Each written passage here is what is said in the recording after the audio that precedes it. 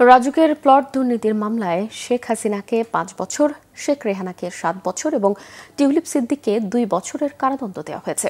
আরও ১৪ আসামিকে ৫ বছরের সশ্রম কারাদণ্ড দিয়েছে আদালত। সোমবার ঢাকার বিশেষ জজ আদালত ৪-এর বিচারক রবিউল আলম এই রায় দেন। নাবিল জাহাঙ্গীরের রিপোর্টে থাকছে বিস্তারিত। শেখ হাসিনা, শেখ রেহানা ও টিউলিপ সিদ্দিক সহ ১৭ জনের বিরুদ্ধে করা দুদকের মামলার রায় ঘিরে সকাল থেকেই আদালতে ছিল বাড়তি নিরাপত্তা।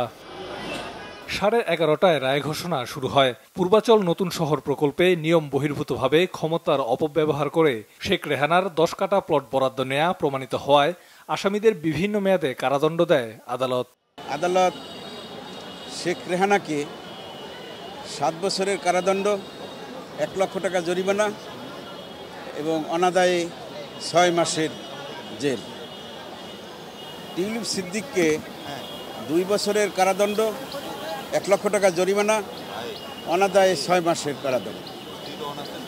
শেখ হাসিনা সহ আরও ১৪ জন আসামিকে ৫ বছর কারাদণ্ড।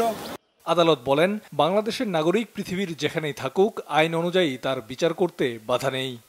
টিউলিপ সিদ্দিক ব্রিটিশ পার্লামেন্টের একজন মেম্বার হিসাবে অধিকতর ক্ষমতার অধিকারী হয়ে তাহার খালা শেখ হাসিনাকে প্রভাবিত করেছেন, যেহেতু শেখ হাসিনা ইতিপূর্বে তার নিজের নামে এবং তার ২ সন্তানের নামে ৩টি প্লট নিয়েছিলেন। সেই জন্য টিউলিপ সিদ্দিকি তার খালাকে এই কথা বলেই প্রভাবিত করেছিলেন যে যেহেতু আপনি 3টি প্লট নিয়েছেন, আমার মা এবং ভাই বোনদেরকেও 3টি প্লট দিতে হবে।